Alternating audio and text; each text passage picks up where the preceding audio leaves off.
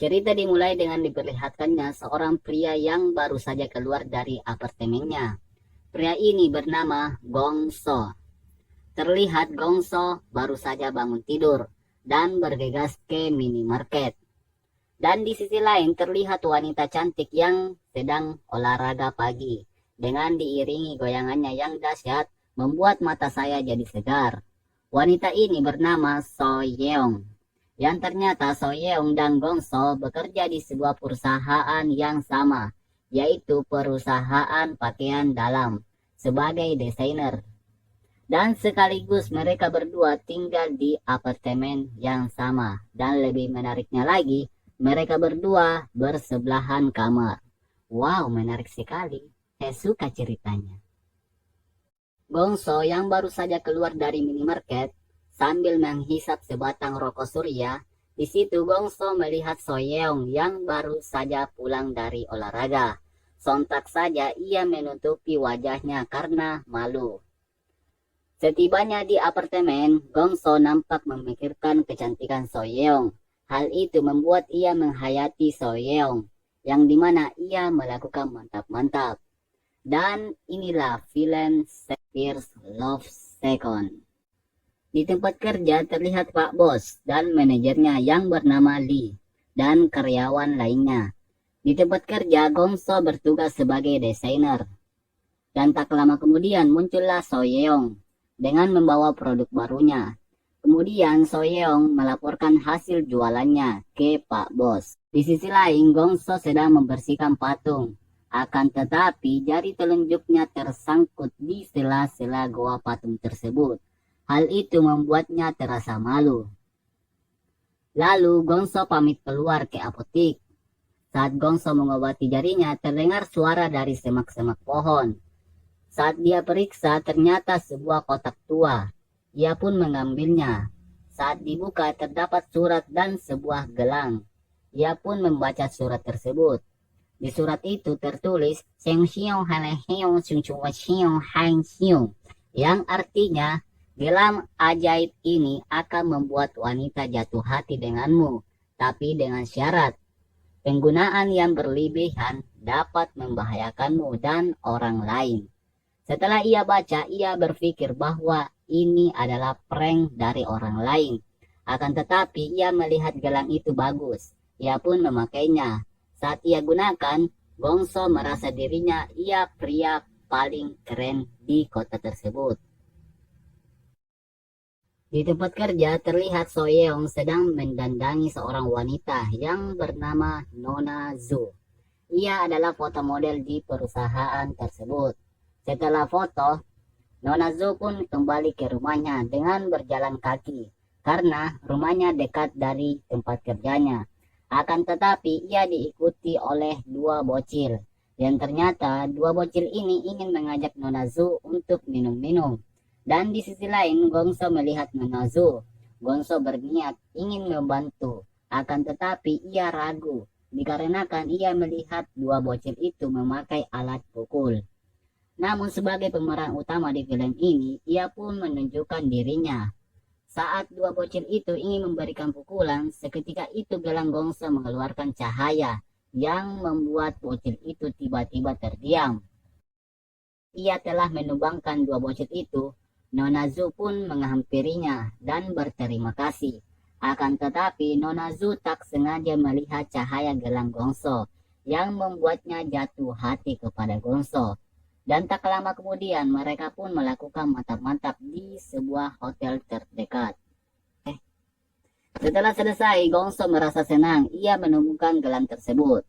Esok harinya di tempat kerja terlihat Pak Bos sedang pusing karena desainnya yang kurang bagus, yang mengakibatkan kerugian besar. Gongso dan Soyeong merasa bersalah karena ia berdua desainernya. Ia pun merubah konsep desainnya yang lebih modern. Saat sedang mencari desain, teman kerja Gongso menegurnya. Ia berkata, "Mengapa dengan matamu?" Gongso pun bergegas ke toilet dan melihat matanya, yang ternyata mata Gongso terlihat hitam. Saat itu juga Gongso mengingat surat dari gelang tersebut. Saat dilepas gelangnya, ternyata mata Gongso kembali normal. Gongso pun mengerti cara kerja gelang tersebut. Lanjut cerita di mana Gongso menemui Soyeong. Ia mengajak Soyeong untuk makan malam, akan tetapi Soyeong menolak karena ia ingin pergi mencari bahan pakaian dalam. Malam pun tiba, di mana terlihat Gongso sedang di tempat kerja, di mana ia menyelesaikan desain barunya yang membuatnya lembur. Setelah itu Gongso menunggu kepulangan Soyeong di depan apartemennya. Dan ternyata Gongso ingin berbicara empat mata. Sesampainya di dalam, ternyata Gongso memberikan sebuah cincin kepada Soyeong sebagai tanda cintanya kepada Soyeong. Akan tetapi Soyeong menolaknya. Saat Gongso ingin kembali ke kamarnya, Gongso meminjam toilet Soyeong. Di dalam toilet, Gongso ingin memakai gelangnya, bertujuan agar ia merasakan gua milik Soyeong. Akan tetapi Gongso berpikir lagi. Ia tak mau menggunakan metode tersebut untuk mendapatkan hati Soyeong. Scene berpindah di mana Gongso menemui wanita yang ternyata itu adalah mantan bosnya sekaligus saingan perusahaannya. Terlihat ibu bos marah akan kedatangan Gongso. Saat ibu bos mendekat, seketika itu ibu bos berubah sifatnya menjadi. Dan tak lama kemudian mereka berdua melakukan mantap-mantap.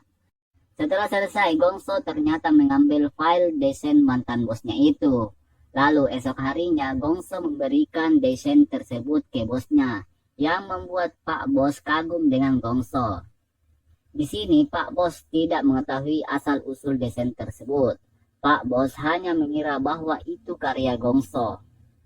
Scene berpindah, di mana Gongso mengintai Soyeong. Dan tak lama kemudian muncul pria tua yang sedang mabok dan mengganggu Soyeong. Hal itu membuat Gongso ingin membantunya, akan tetapi ia ditikung oleh Lee. Setelah itu Lee memberikan sebuah kalung ke Soyeong. Gongso yang melihat itu nampak cemburu. Lalu Lee mendapatkan sebuah telepon darurat yang ternyata itu perbuatan dari Gongso. Lalu Gongso menghampiri Soyeong dengan memakai gelangnya, yang membuat Soyeong terpesona dan memberikan ciuman hangat untuk Gongso.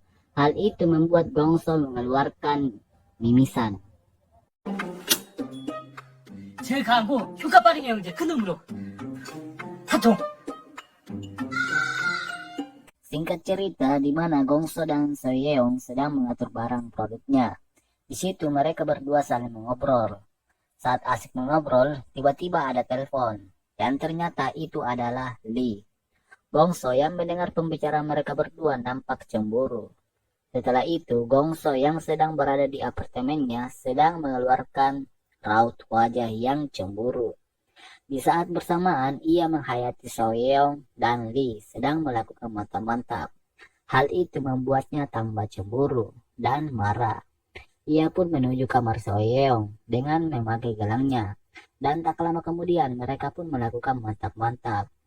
Mereka berdua selalu melakukan itu, mau pagi, siang, malam.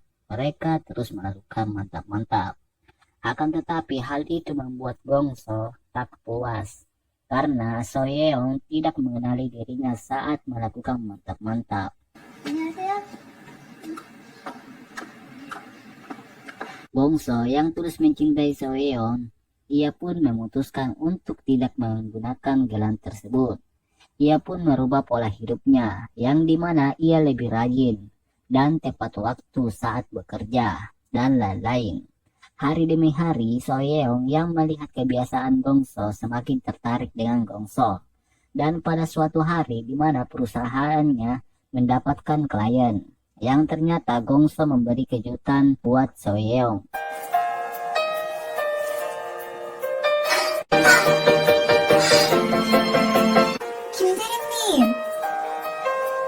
Dan beberapa minggu kemudian mereka pun pacaran. Dan di scene akhir Gongso melempar gelang tersebut ke sungai.